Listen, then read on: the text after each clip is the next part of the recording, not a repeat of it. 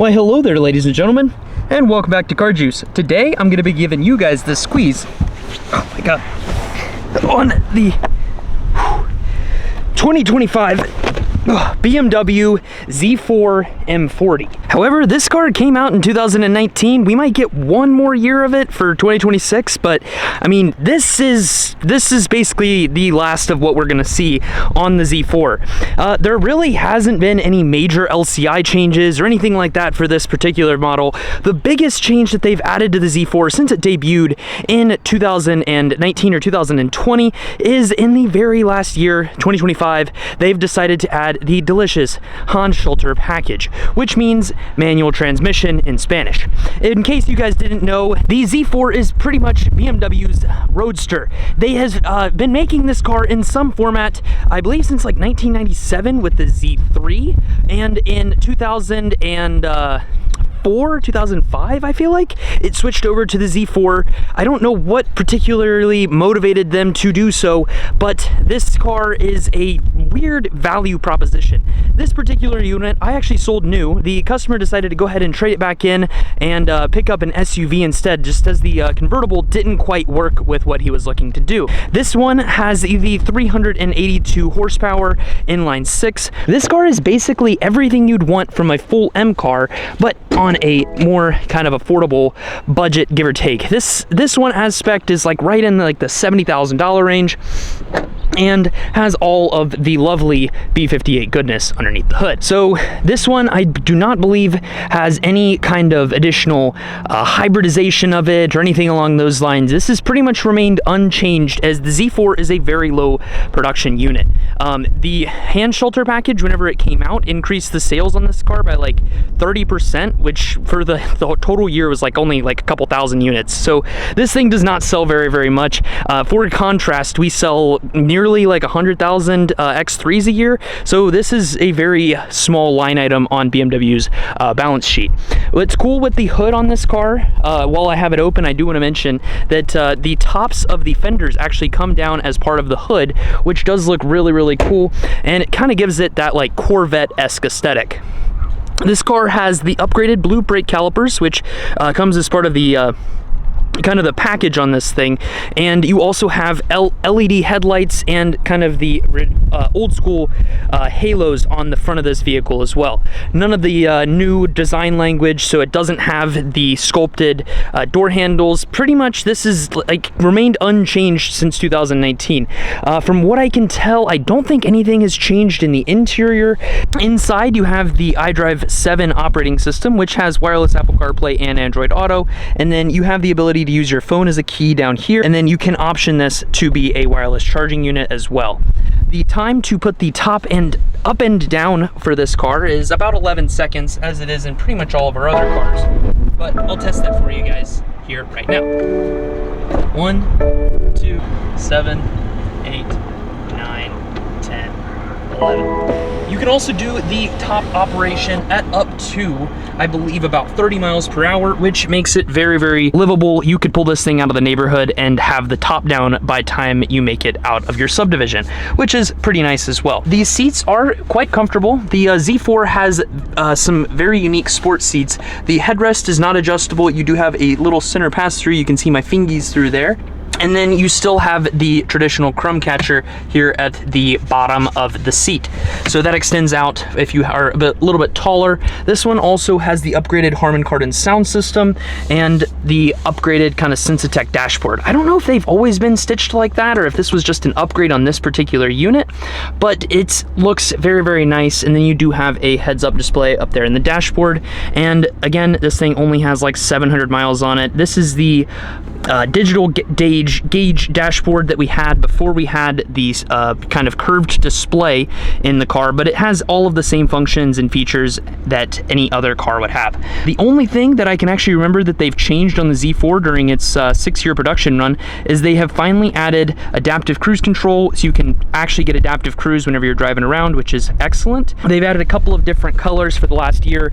I would really like to get one of these personally in the Thunder Night, as I just think it looks amazing. I already showed off the trunk a little bit earlier, but it's very small. It's a convertible sized trunk, but I do want to point out something very cool that BMW actually allows you to do on this car, which is the little pass-through. The trunk obviously is pretty small, but you can fit a full set of golf clubs in there. They've actually chamfered the openings so that you have the ability to put a set of golf clubs in there, but you may need to kind of remove them from the bag and that sort of thing if you were going to be kind of in a pinch, or if you have a larger set of clubs. This area is just for the battery underneath there, no additional storage, and it's a little bit hard to grab, but you can just grab it with your finger there. Small little bit of storage here on the back corner, and the seats do not fold down because you would not have any space to put anything. The Z4 is also only sold in rear-wheel drive.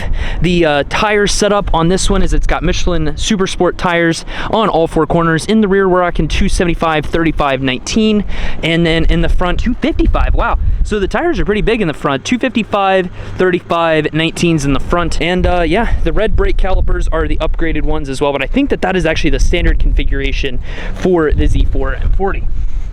Inside, again, not really too much to talk about. You have a small amount of storage here with 2 additional cup holders and a USB Type-C charger there in the center. And then you have that small little pass-through, and this is your back seat right there. The Z4 does not come with a back seat because it is a true roadster. This little wind deflector is removable. You just lift up on that and it will take it out so that you can see a little bit better, but there's really no limitation on visibility or anything like that to worry about to begin with. As far as headroom goes, we've got probably, I don't know, I'm 5'8" with the seat all the way up. With the seat down, we're rocking probably every bit of like 6 inches or so of headroom. And then with the seat all the way up, which doesn't really matter, I've got like 2 or 3 inches of headroom. But again, it's a convertible, so you can always just put the top down. The Z4 is tall person friendly. If I put the seat all the way back, again, 5'8", but a lot of my height is in my legs. Let's see. With the seat all the way back, I can just about reach the pedal and everything, but then I have a ton of room here for my knees. So I don't know really what it's like to be a tall guy. Clearly I'm built like Danny DeVito, but if you did need a little bit of extra space, I've had some customers as tall as 6'3" that were able to drive this car and enjoyed it just fine. You've also got a small little thing for, I had a new one last week. A customer told me that they have been told to store their roaches in here, which I don't know what that means, but kind of a cool little sunglass holder if you needed that. And then you also have a configuration here for your lights on the side and automatic high beams. All right, so in the inside of the Z4 M40, you're gonna find yourself in a pretty comfortable cabin, particularly for a convertible. So the Z4, again, is kind of the roadster variant of BMW's current lineup that they offer. I don't know if they're going to be redesigning it for the 2027 model year. I figure they probably will. I mean, it's not a large volume product, but it's kind of cool to have a roadster available. It's always been a great car, and whenever I did my training a couple of years ago down at the BMW Performance Center, this was like actually my favorite car that I had a chance to drive. Even more so than the current gen M4 at the time, the F82. This was actually more fun. The drivetrain of it is just so happy and so playful.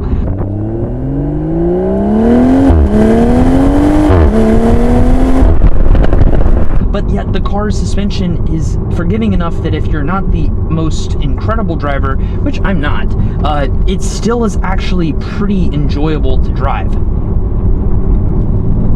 This one's already had the windows tinted, which is pretty nice, which makes it very, very livable, not too hot on the inside, and on the colder days, which I would not recommend taking this thing out, you are still going to have pretty decent creature comforts. You still have heated seats available, and also a heated steering wheel to keep your little fingies warm whenever it's a little bit cold outside. The top going down as quick as it does is excellent, and then there's also the ability to activate auto hold if you are stuck at a traffic light. This thing absolutely rips whenever you get going.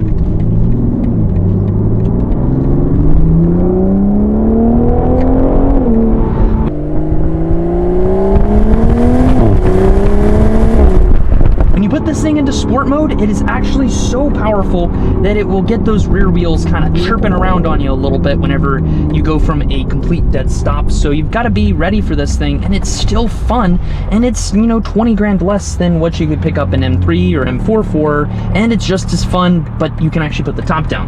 So I would argue, compared to like an M4, for example, this car actually offers a tremendous amount of value for what it is.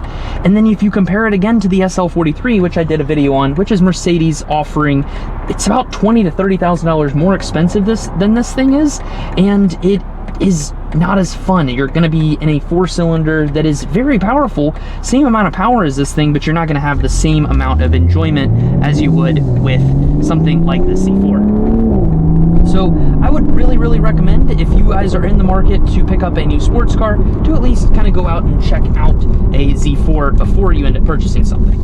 But yeah, super fun car. I hope you guys enjoyed the video, and if you liked it, please leave a like down on the in the description below, and I'll catch you guys in the next one. Deuces.